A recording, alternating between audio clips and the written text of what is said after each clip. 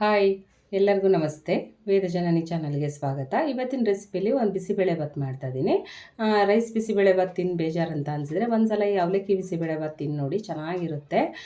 Taste ಕೂಡ ಚೆನ್ನಾಗಿರುತ್ತೆ, ಮಾಡೋದು ಕೂಡ ಈಸಿ, ಮಕ್ಕಳು ಕೂಡ ಇಷ್ಟಪಡ್ತಾರೆ. ಮೊದಲಿಗೆ ನಾವು ತರಕಾರಿನ ಸಣ್ಣದಾಗಿ ಹೆಚ್ಚಿಟ್ಕೋಬೇಕು.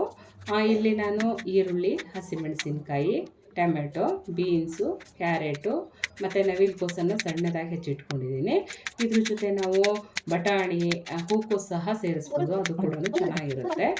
ಸಣ್ಣದಾಗಿ ಹೆಚ್ಚಿಟ್ಕೊಂಡ್ರೆ ಚೆನ್ನಾಗಿರುತ್ತೆ.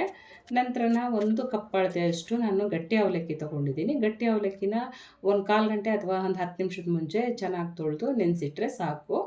ನಂತರ ನಾವೇನು ಅವಲಕ್ಕಿ ತೊಗೊಂಡಿದ್ವೋ ಅದ್ರ ಕಾಲು ಭಾಗದಷ್ಟು ತೊಗರಿಬೇಳೆ ತೊಗೊಂಡಿದ್ದೀನಿ. ತೊಗರಿಬೇಳೆ ಮತ್ತು ಇದ್ರ ಜೊತೆ ಒಂದು 2 ಟೇಬಲ್ ಸ್ಪೂನ್ ಆಗೋಷ್ಟು ಶೇಂಗಾ ಬೀಜ ಎರಡನ್ನೂ ಕುಕ್ಕರಿಗೆ ಹಾಕಿ ಒಂದು ಸಲ ತೊಳೆದು ನಂತರ ಅದ್ರ ಜೊತೆ ತರಕಾರಿ ಹಾಕಿ ಸ್ವಲ್ಪ ಉಪ್ಪು ಹಾಕಿ ಮುಳುಗುವಷ್ಟು ನೀರು ಹಾಕಿ ಕುಕ್ಕರಲ್ಲಿ ಒಂದು 2 ವಿಸಲ್ ತೊಗೊಂಡ್ರೆ ಸಾಕು.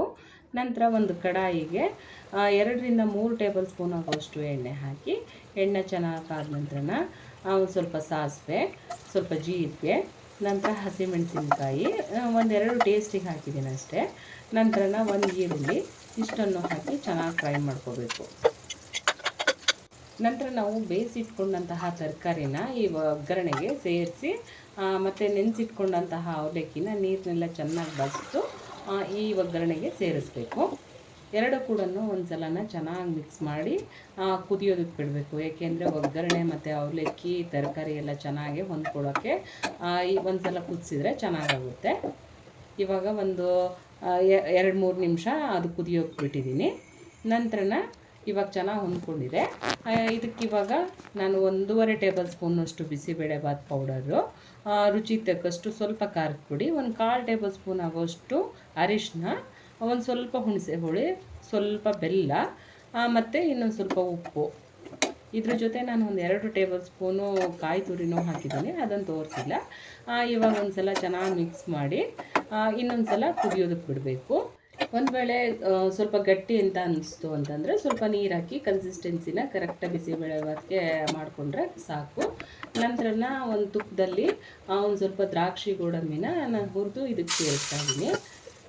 ಇವಾಗ ಒಂದು ಸಲ ಚೆನ್ನಾಗಿ ಮಿಕ್ಸ್ ಮಾಡಿ ಕೊನೆಯಲ್ಲಿ ಸ್ವಲ್ಪ ಕೊತ್ತಂಬರಿ ಸೊಪ್ಪು ಹಾಕಿ ಇನ್ನೊಂದು ಸಲ ಸಣ್ಣ ಉರಿಯಲ್ಲಿ ಸ್ವಲ್ಪ ಕುದಿಸಿದರೆ ಬಿಸಿ ಬಿಸಿಯಾದ ಅವಲಕ್ಕಿ ಬಿಸಿಬೇಳೆಭಾತು ರೆಡಿ ಆಯಿತು.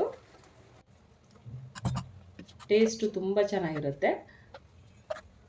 ಇವಾಗ ಕರೆಕ್ಟಾಗಿ ಕೂಡ ಇದೆ. ಒಂದು ಸಲ ಟ್ರೈ ಮಾಡಿ ನೋಡಿ. ಈ ರೆಸಿಪಿ ನಿಮ್ಗೆ ಇಷ್ಟ ಆಯಿತು ಅಂತ ಅಂದರೆ ಒಂದು ಲೈಕ್ ಕೊಡಿ, ಶೇರ್ ಮಾಡಿ, ಕಮೆಂಟ್ ಹಾಕಿ. ವೇದ ಜನನಿ ಚಾನಲ್ಗೆ ಸಬ್ಸ್ಕ್ರೈಬ್ ಆಗಿ. Thank you. ಬಾಯ್.